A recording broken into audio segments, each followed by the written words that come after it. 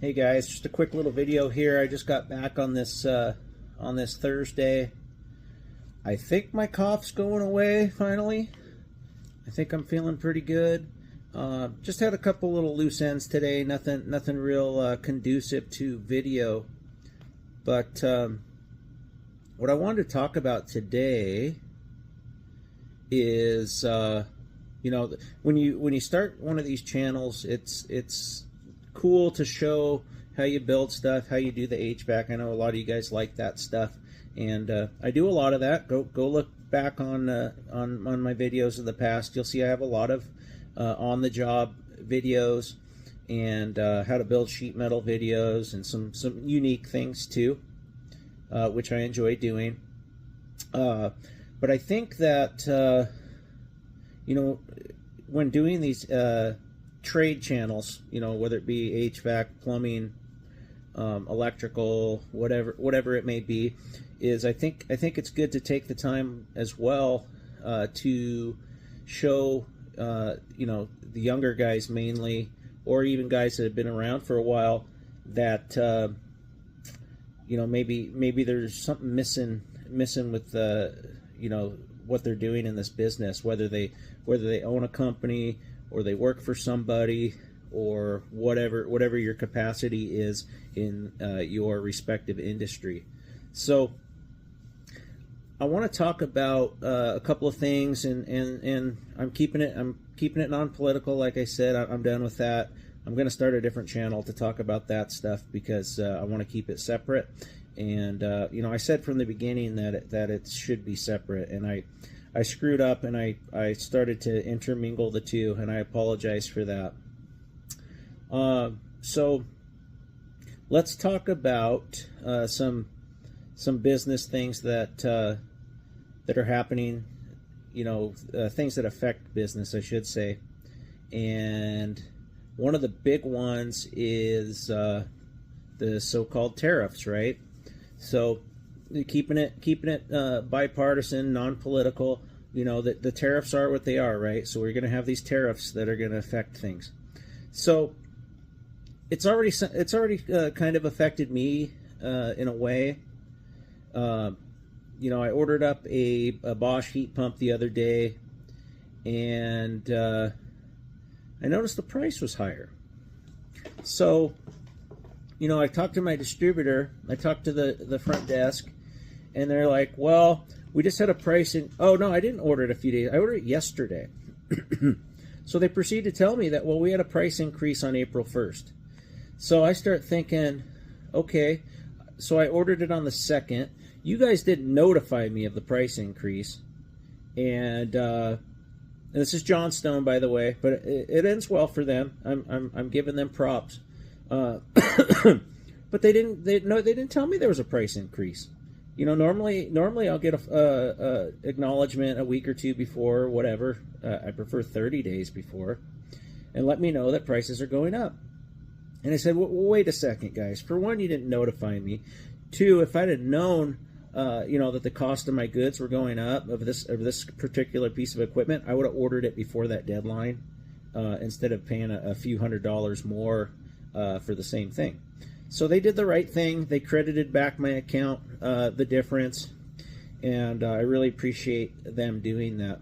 Now, the point of this, letting you know about this, is you should do the same thing. Obviously, you should always be looking at your pricing and make sure that stuff's not spiking without somebody letting you know. It's as simple as an email. If they're going to raise your prices,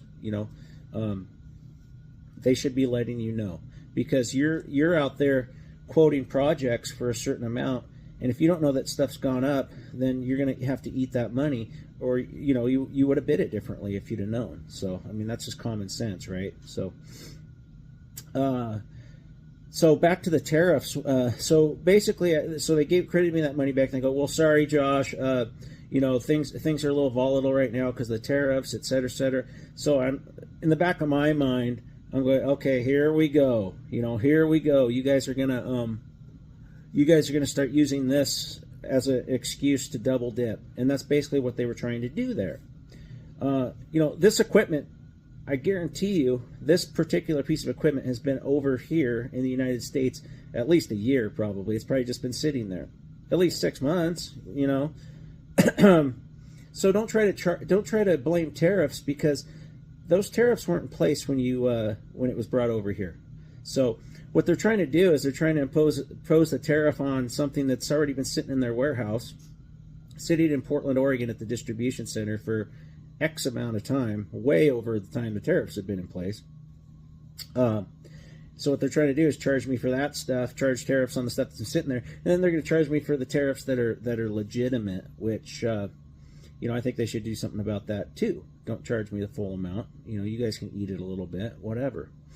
But the point I'm making is keep up on this, because it behooves you to make sure that they're not trying to double dip on you, not trying to raise your prices and using excuses that hold no water.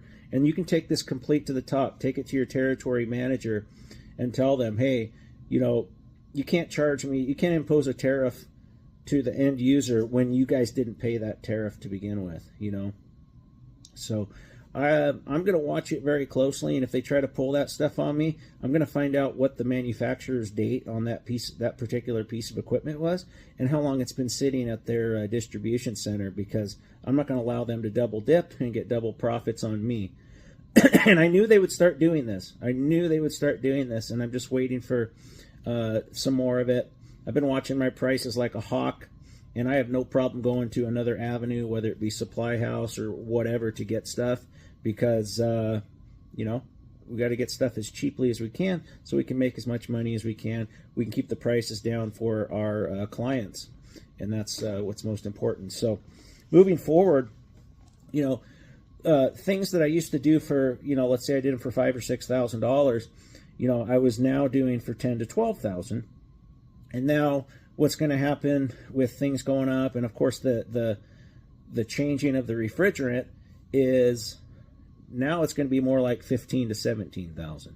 So, you know, what I could do, now maybe the cough isn't going away. What I could do about 7 or 8 years ago for, you know, $5,000 or $6,000 is now just add a $10,000 to that, and that's true. I just can't do stuff cheap like I used to be able to do it, unfortunately. And you know, I hope there are some consumers that watch channels like this and just let you know that we're doing the best we can to keep the cost down. But whew, it's getting crazy out there. Now, I'm not one to listen to the sky is falling rhetoric, and I think that's what happens is that you know, one person says it, 5 people say it, 100 people say it, and everybody starts to believe it. They think that the sky is falling. I don't listen to any of that stuff. I zone it all out. You know, being an essential part of the workforce in the United States, especially in HVAC, plumbing, electrical, you know, our stuff's never going to go away. And if the price of doing the work goes up, people are going to find a way to come up with that money. It's going to happen. There's no way people are going to go without electricity in their house, right? There's no way they're going to go without somewhere for their poop to leave their house, right? They're not going to dig a hole in the ground and make a porta potty outside, and they're not going to go without heating and or air conditioning. You know, somebody comes home and their house is 90 degrees this summer, they're not going to go, well, shit, these tariffs, I don't know if I'm going to do it. That's a very, very select few people are going to use that as a reason not to have the work done. So if everybody's worried about it, don't be. You know, the same work's going to be there. It's just going to cost people a little bit more, but eventually it's going to come down, because I do think that it's a good thing to have equal trade in the United States. Keeping politics out of it. I just think it's a good policy regardless of who's implementing it. And I think eventually cost of goods are going to come down. You know, manufacturing of HVAC equipment especially should come back into the United States. You know, make the Carrier factory a place where not only is the stuff put together at that factory, and I'm just using Carrier as an example, Trane, you know, Goodman, Lennox, any of them. You know, let's not just assemble the stuff here in the United States. let's actually source and build those parts. Let's build compressors here. Let's build circuit boards here. Let's build TXVs here. Let's build reversing valves here. Anything that goes into heat exchangers, gas valves, inducer motors, anything that goes into a piece of HVAC equipment, let's build here. It works for everybody. And imagine how many jobs that's going to create to have people building all that stuff here instead of importing it.